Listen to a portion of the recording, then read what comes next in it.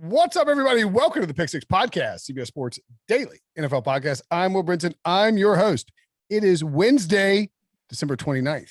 That means two things. One, it is the Duke's Mayo Bowl. No, that's Thursday. That's tomorrow. Sorry, I messed that up. I was trying to think of some bowl. That means the Duke's Mayo Bowl is tomorrow. Mac Brown says he'll take a frying pan to the face instead of mayonnaise if his team wins. Shane Beamer willing to get a mayo thing dumped on his head. Let's go. More importantly, that Wednesday means it's a Brady Quinn football show. What's up, Will? Hey, I hope you had a wonderful Christmas. I hope you enjoyed yourself. Got many gifts from Santa. I'm sure you got all the gifts that were probably meant for Pete Prisco. But instead, he got a lump of coal, and you got all the goodness that you shared this year with everyone around you. Can we, I think that, yes, I had a great Christmas. I hope you did too. Robbie got tons of toys, including VR, Oculus VR, which is like virtual reality, which he's downstairs. It's coming, man. It's coming. Yep, that's right. I will point out that I think Ian Book should have to give back two of his Notre Dame victories as a result of how he played on Monday night, therefore making you the winningest quarterback in Notre Dame history again. It was a tough position. Yeah, it's for any rookie quarterback to be in. I'm kidding, of course. No, I get it. I get it. I mean, he did take the extra year to get there to get it. We haven't had a fifth year starting quarterback ever. So. No, I'm just saying. I'm kidding. I still consider you the greatest Notre Dame quarterback in the history of the program, but he is technically the winningest. Right. I'm glad that we got that thrown around too, of course, like this streak of quarterbacks who didn't win in the NFL. You know what the terrible part about that was? So they like paint back to the win versus the Carolina Panthers in 2012. And I'm sitting there thinking to myself, like, I got AFC Offensive Player of the Week that week. Played well. You did? But it was a tragic week. We had a player take his life. Oh my God! Before the game. That's right. So while everyone's sending out these tweets and things about how 0-24, all this stuff, I'm like, yeah. And all it takes me back to is the fact that like I lost a teammate who took his life the day before. That was, but that goes to show you how Javon Belcher, right? Javon Belcher, yeah. Man, I remember. Was that in 2013? 2012. I was actually in the hospital with my wife when that happened because she had I just associate the timing of it because of, when the news broke, you're like, oh my God. She had emergency colon surgery. And like, it was like, not that it was. I'm sure AK wants you to share that, by the way, with everyone. Probably not. I mean, she had to go to the emergency room overnight and like nearly died is what I'm saying. So like, I just remember hearing it the next day, like the Sunday while we're in the hospital. It was just a crazy time. But that's a good point. That's sometimes we forget. It's like, Notre Dame's quarterbacks haven't won anything since Brady Quinn. And by the way, Jimmy Clausen was on the other side of the ball. So Notre Dame quarterback technically lost that day too. No, it wasn't. It was actually Cam Newton. But anyway, the whole point was on the Panthers roster. Oh, right. Yeah, I think they're talking about starts, but it just goes to show you like the media like picks and chooses when it wants to like talk about something like, as to your point, it's like there's actually more of like a seriousness like to what took place that day and really for the rest of the season. Like the funeral followed that week. I don't know many people who've been on a team where you lose a teammate, a guy who starts a linebacker for you, and then the rest of the season seems kind of irrelevant. But let's talk football. Yeah, let's just No, but I mean it is a good point. It's like and also sort of a misleading because it's, they're like, it's been 24 starts since a Notre Dame quarterback won. And we're like, well, who are they? First of all, it's 15 Deshaun Kaiser starts for the Browns, not very good football teams. 4 starts by you. And this is not like extremely youthful Brady Quinn, the 4 starts. And even then, like I saw a story about like our week 17 matchup that year. Like I went in as the backup. It wasn't like I started the season off that way as a starter, and I was part of it. Like we were plagued by injuries. Our week 17 offensive line, we had 2 guys who came onto our roster, I want to say at some point after week 4 of the season, who ended up starting. We had our backup left tackle get hurt at that point. We tried to move one of our guards who came back from an injury to play in that one, and he didn't even want to move to left tackle because he was like, I'm not going to go up in our last game of the season. I And think just it was get in a contract year. Yeah. Yeah, by Von Miller and DeMarcus Ware. Like I'm gonna pass on that assignment. We had to call timeout because I had to go talk to our offensive coordinator and say, hey, you gotta find someone else because he doesn't want to do it. So like people don't understand, like when you get to that point when a team's that decimated, there's no postseason hope. It becomes a lot of business decisions being made throughout the course of the game. It's hard to motivate and to get guys to win at that point in time. But yeah, no, throw out the stat all you want. But it was kind of odd because it made me think back to that day and that like game and like how somber and everything was, and really the rest of that season, how tough things were emotionally, I think, for a lot of players in that team. Well, I guess we'll have to get rid of that whole bit that we had planned on the Notre Dame quarterback then. No, I'm just kidding. Glad I brought it up with Ian Book. My bad. I am kidding though. We were supposed to talk about, oh my God, Houston is playing like crap in this bowl game. Carson Wentz out now for 2 weeks. The AFC, when you look at the playoff race, we were going to do a thing where we, I think essentially, ranked like how we perceive the various teams in the AFC and like, how scared we'd be to play them. I think the Colts are probably pretty high up there in terms of teams you didn't want to face. Now, I mean, the Colts were -7 against the Raiders. Now you have to start thinking about, are the Colts even going to make the playoffs? And Sam Can Ellinger. I just say this before you go any further? Don't even mention Sam Ellinger. Call Phillip Rivers. Like, Okay, Phillip Rivers. Oh, you didn't think I was going to bring up Phillip Rivers? I mean, I was hoping at some point, but you said the first words that came out of your mouth was Sam Ellinger. I'm like, good God, no. But like, here's the problem. Phillip Rivers. I don't know that Phillip Rivers would be willing to come in and play for 2 weeks and then just be like, all right, thanks, guys. Hey, that was fun, guys. Here's the ball, Carson. Bye. Like, would he be willing to do that? I think you talk to him and you talk to Carson and say, look, this is a situation you put us in. We're going to see how the next 2 weeks go. If we're in the playoffs, Phil's playing well, which, mind you, like that's a really tough spot. Sure. Regardless of who it is, by the way. Like Phillip Rivers, Drew Brees, anyone else coming in. Brady Quinn. Spot duty. Will Brinson. Yeah, anybody. Yeah, I always like look back when I walk down the field before games now, college or even NFL, and I always go, you have to be a little bit crazy. Like I want people to look in my eyes and understand, like, I am a little bit off, a little crazy because in order to do what you do as a player and put yourself in harm's way like that against guys, the size and strength of what they do, you have to be a little crazy. Phillip Rivers to come back and do that, I'm sure would sit there and say, if we get hot, we get in the playoffs, like I'm staying on a run here. Like I'm not giving this back up to Carson. That's what I'm saying. It would be quite possibly one of the greatest things to happen again to Carson Wentz with another team.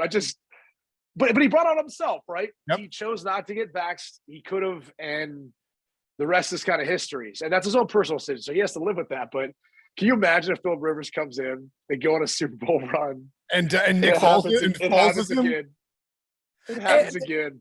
So I mean, it would be incredible, and he didn't even have to get injured. He just caught COVID because he didn't get vaxxed. It would be amazing. Oh my God! I hadn't even thought about that possibility. So yeah. And I don't think Rivers would be willing to come back unless, and by the way, Frank Reich involved in both, of course, which is like his guy wins. You like can't make this up.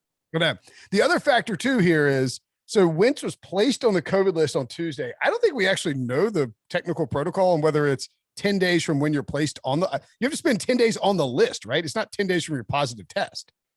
Well, do we know he has it or tested positive, or do we know it was a close contact? Oh, that's a good question. We don't know. Because that's the difference is, right? Like if it's a close contact, because he's unvaxxed, he's been very open about that. He would then be put on the list, but you also have to wonder, there's new CDC guidelines. They're only saying that's 5 days now in isolation. But so that would really. Tom Pelissero reported on Tuesday that the NFL is contemplating changing the protocols. I don't know that they can grandfather in Carson Wentz. Why would they? They can do whatever they want. I guess they move games to Tuesdays, Wednesdays. I mean, this is come on. What do we want? It's COVID. We can make an excuse to do whatever we want. That's true. I would bet that they are unwilling. The NFL is unwilling to throw an unvaccinated player a bone after they just fined Cole Beasley $100,000. Is my guess. But I mean, we'll see. Maybe. I mean, it's going to impact the playoff race. Maybe they're willing to do it. By the way, 10 days from Tuesday would be Friday, January 7th. So you're really only talking about one game. Finding a player for not following the protocols and then changing the protocols are two different things. Like that's like saying like, oh, the speed limit was 70, officer. Now it's 65. Like, I didn't know. Well, No speeding. You were speeding. It doesn't. It's right. Like that would be the essentially what we're talking about.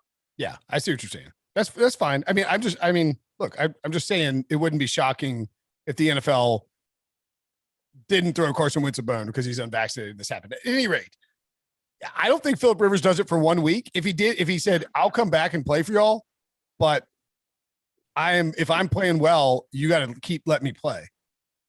And that full situation occurs. That would be, like you say, incredible. If it's just 1 week, I bet it doesn't happen. But I mean, the Colts have to win both of their, they need to win these games if they want to go to the playoffs. I mean, yeah. It's crazy only because you just kind of said it a minute ago. Like, they're the team that no one really wants to play. And it's in large part because of Jonathan Taylor, though. I mean, let's be real. Like, you could say it's Sam Ehlinger, you could say whoever you want. The reality is it's Jonathan Taylor that's the reason why no one wants to play him. So they should beat the Jaguars in week 18. Yep. Right. The Raiders, I mean, I think they're now favored. I think the line has moved, at least swayed that way.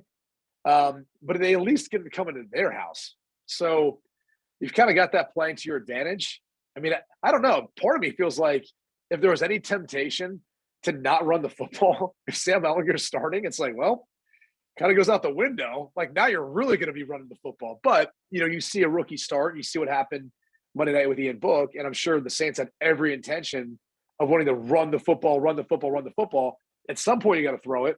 And, can the rookie quarterback handle the pressures, the looks, and all that? Gus Bradley's not as exotic as what we saw from Brian Flores, so I don't think that's as big of a challenge, but it's still a challenge nonetheless.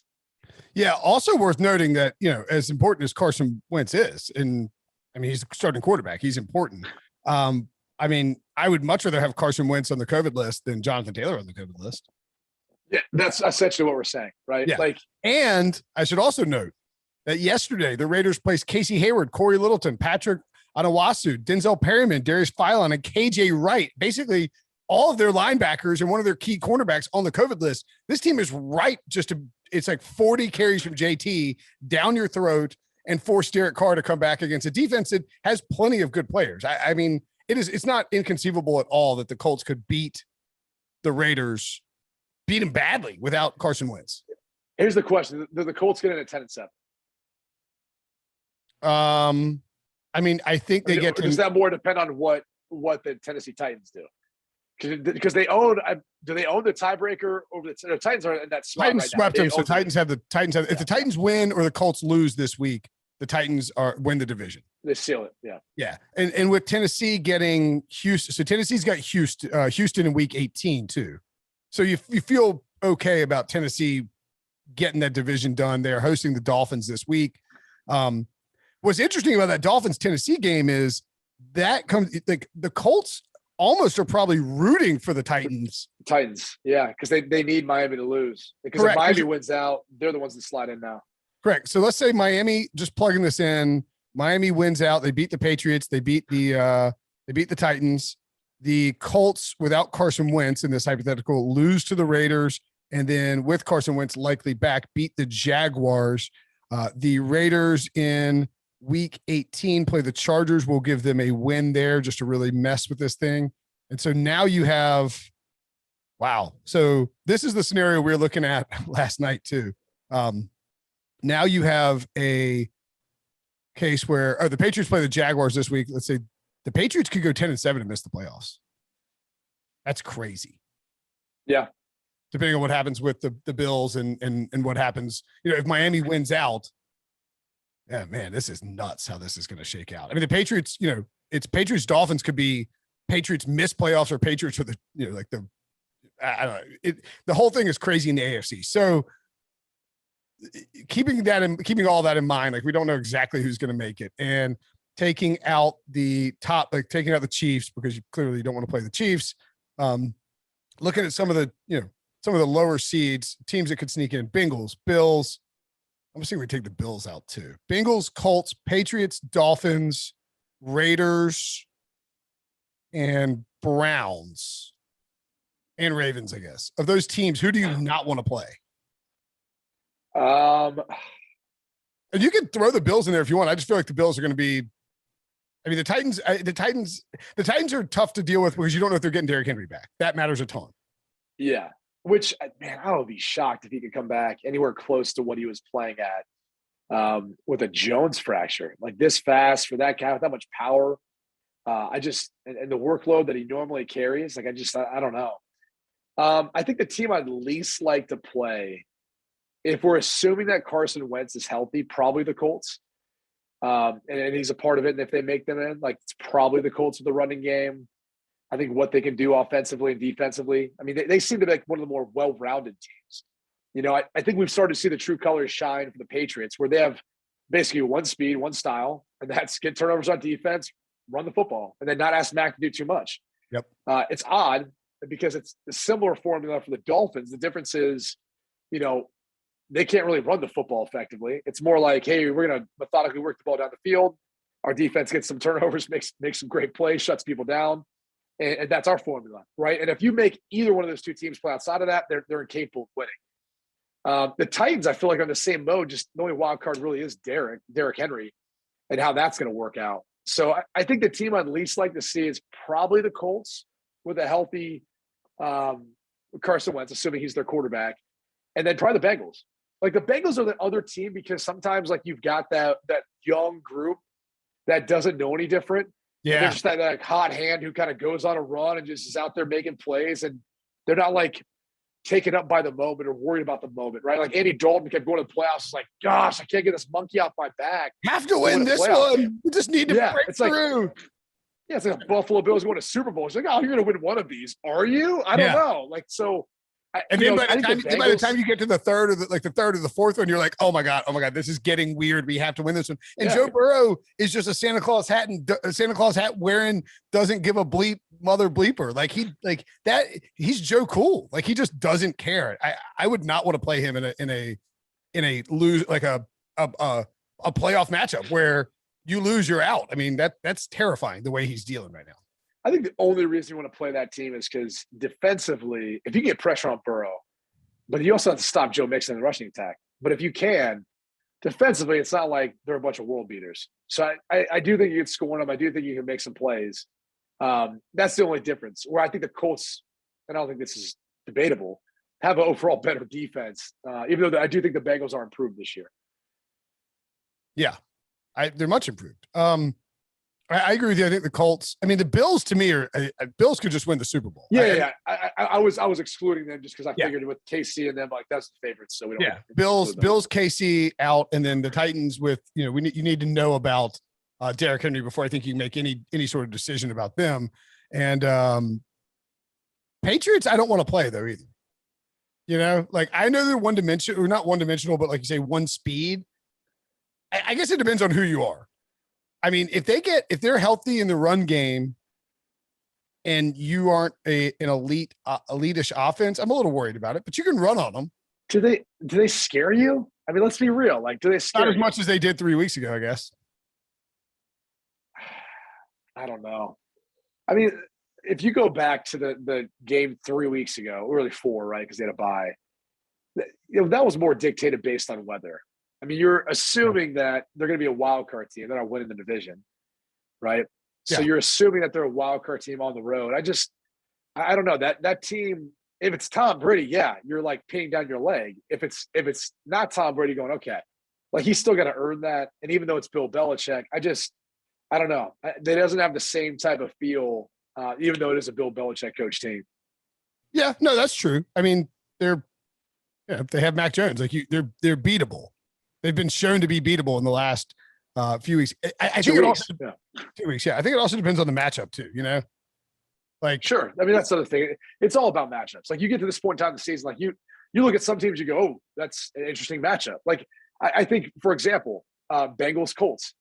Like, there'll be an interesting matchup. We're talking those two teams right now, but if you think about if those two teams played off, like, the more explosive offense is Cincinnati. I mean, the Colts just want to run the football. They'll complement some things with the passing game. But with, you know, Carson Wentz in there, you just hope he doesn't mess things up.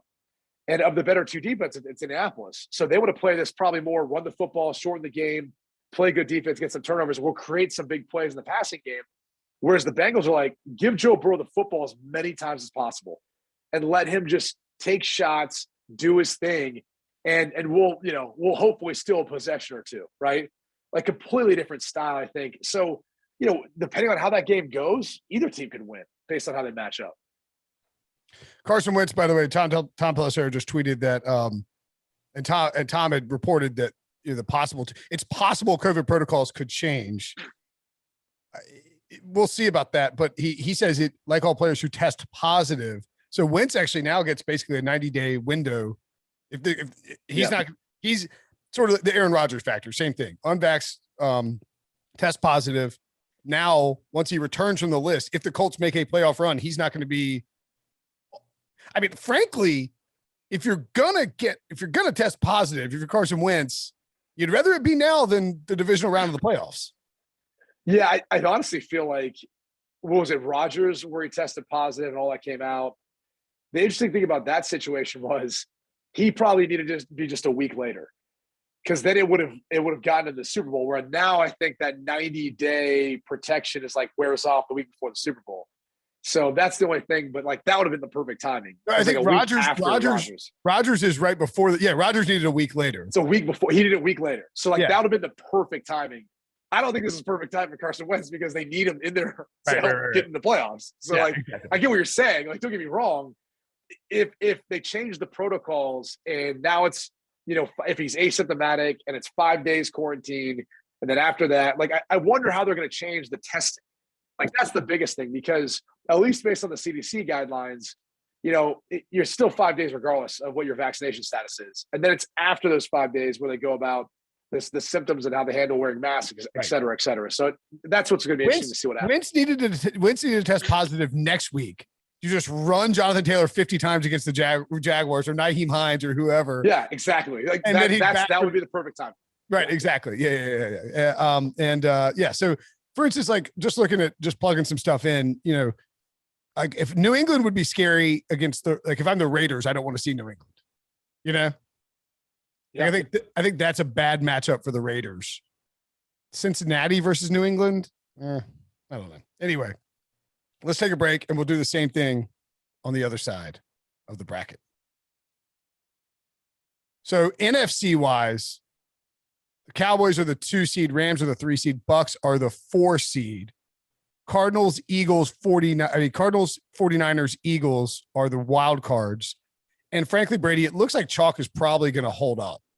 Like, it would be surprising at this point if the Vikings, who lost to the Rams and are now 7-8, the Saints, who lost on Monday night to the Dolphins, who are now 7-8, and the Falcons, who somehow won to get to 7-8, despite having a negative 122 point differential. Any of those 3 teams making it in is possible and plausible, but pretty unlikely at this point. Like, it feels like barring something crazy, the NFC wildcards are probably set. Yeah, I think the NFC is set. It's just the seeding. Like, that's what we're looking for now, right? Yep. I'm not really sure. All right, dangerous.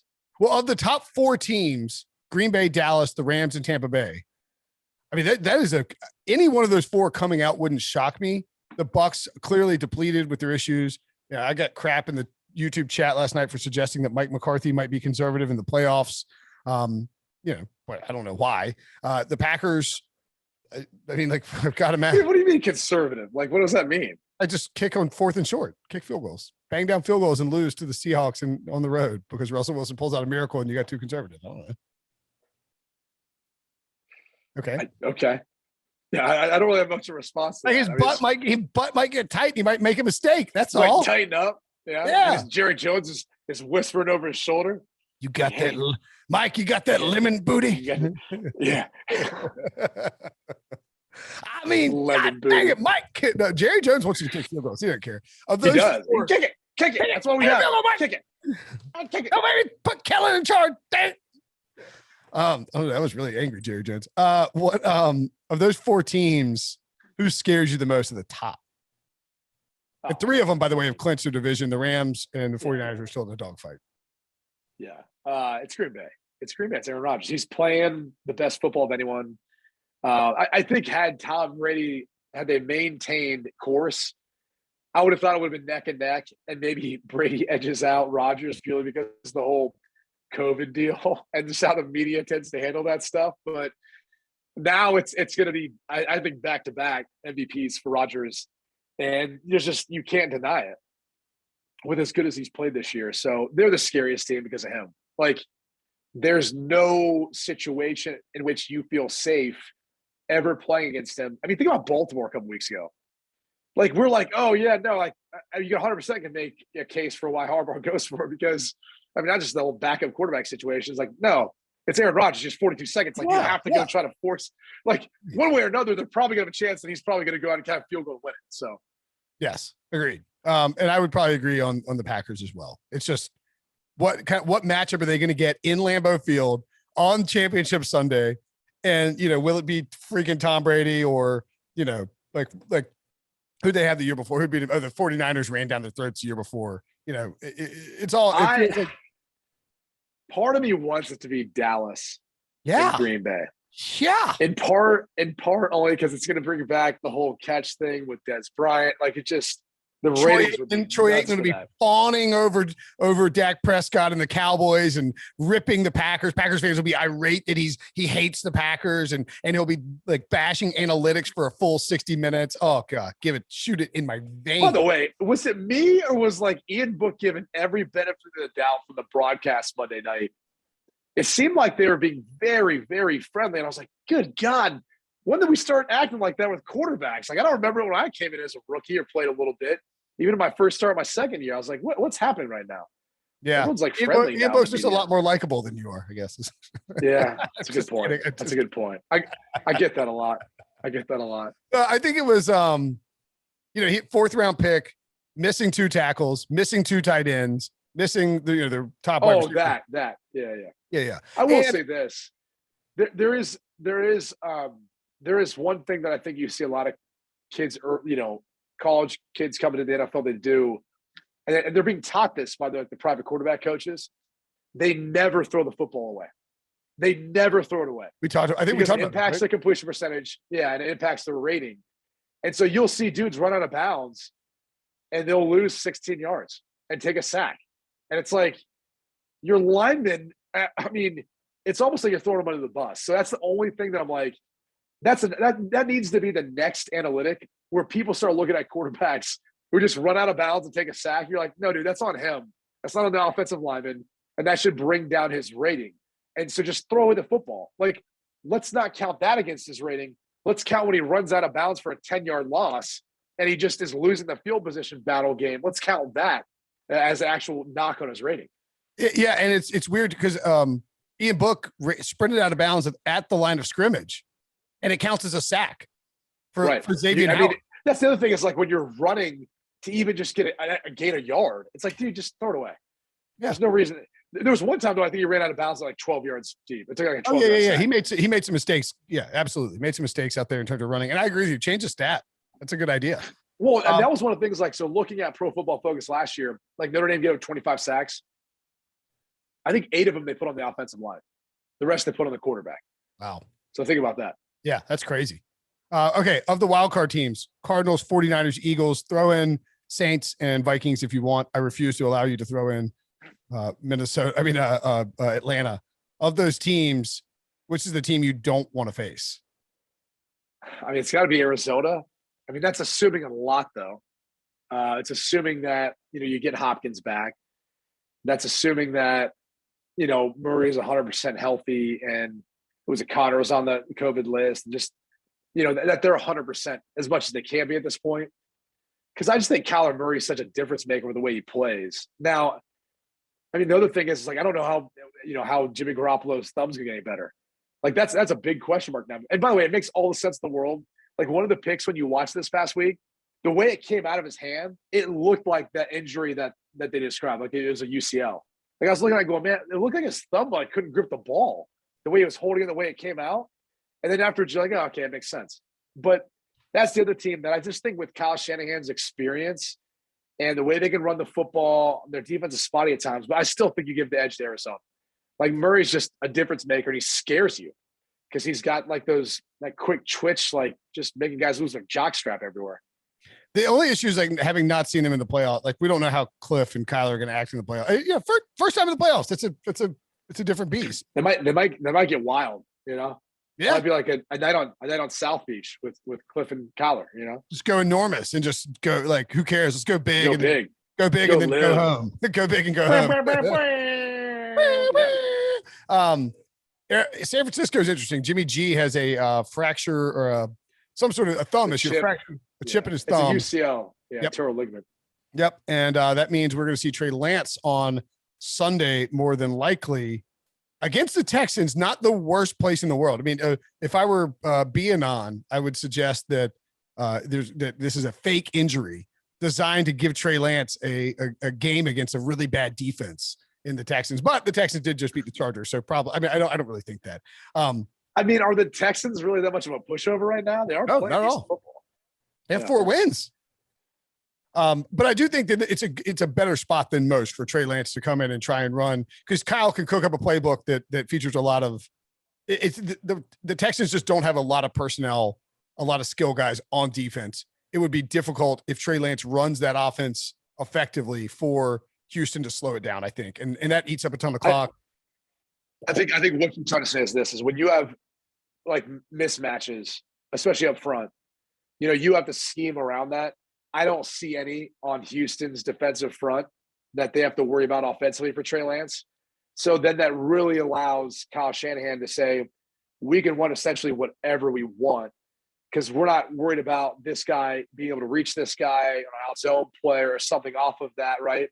Or even in protection, if he's isolated in a one-on-one, we're not worried about that. We're not concerned about that. So that's the advantage of when you don't have mismatches. You can just say, look, this is what we're going to put in, and we'll build all these little wrinkles and things off of it.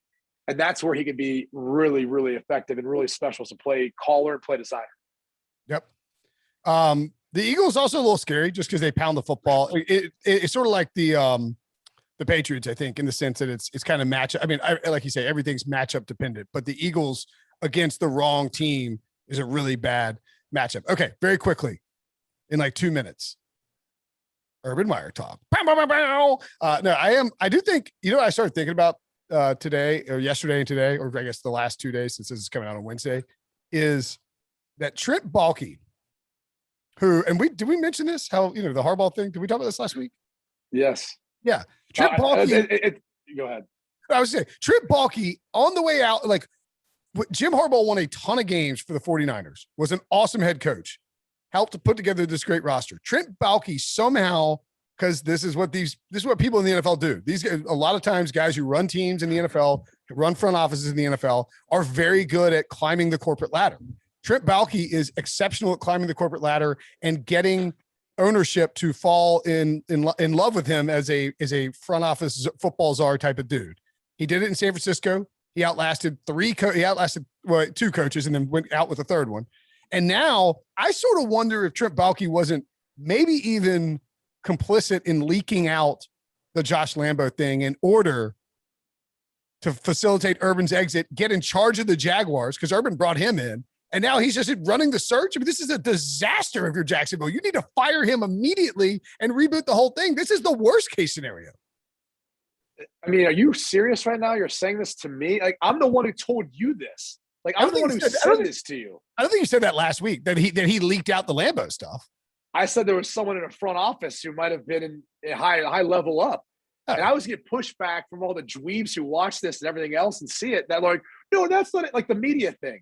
Like, I'm sorry. Like, I'm objective about this. Like, I am. Urban wasn't fairly covered, but he also wasn't the problem. It's an awful organization. It's not like, oh, Urban Meyer came in here, he messed it up, man. We had a good thing going. Did you? You guys were awful. You've been awful. I can't believe he ruined this organization. I can't believe he can. It's like, dude, you guys were awful, and they're trying to create a culture change.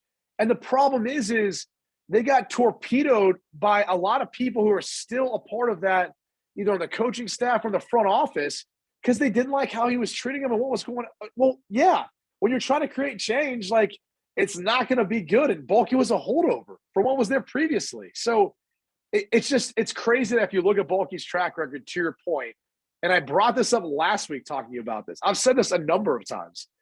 Like, yeah, when things started coming out, like, where do you think it was coming from? It comes from the people who survived these situations. Yeah. Okay. All right. Well, you didn't say it specifically, I guess, so I didn't take it literally. I don't like to make accusations. I am BAnoning Trent Baalke here. I got more conspiracy theories. Yeah. I mean, I think look, Trent Baalke does appear, and everything you hear from every like writer who covered him in San Francisco is, this is just going to be. Here's all you have to do if you're Trent Baalke to do what he's been successful at doing and just kneecapping coaches. You find advocates on the staff. They end up being the guys who leak everything to you, and then you leak it to your source out in the media. That's what happens. That's how this all works. You have coaches who are unhappy with the way they're being treated by the head coach, or are unhappy and feel like, hey, this isn't going to work out. I don't want to be here anymore. I don't want this guy to be here anymore. I need to kind of, find a way of just, completely taking a pickaxe to the situation. And that's how they go about doing it. So he found a couple of guys who advocated on his behalf, got him information, he leaks it out, and that's the rest of it. Like, it plays out like a movie, but in reality, that's how it actually works out. It plays out just like it does in most offices, where somebody's utilizing information and relationships in order to take out someone else who is involved in involved in now Trent Baalke, instead of working for Urban Meyer and having to build a roster based on what Urban Meyer wants, is going to hire a coach, and it's going to limit the pool that they have to hire from. He's going to hire a coach who has to listen to him and do what he wants with respect to the roster. Which should only signify to you the fact of how bad the ownership is at the Jaguars. The only redeeming quality the Cons have is that they're patient. At least you would have thought that. Yeah. Maybe they felt like they were patient with Coach Meyer. But the reality is, it's just bad ownership.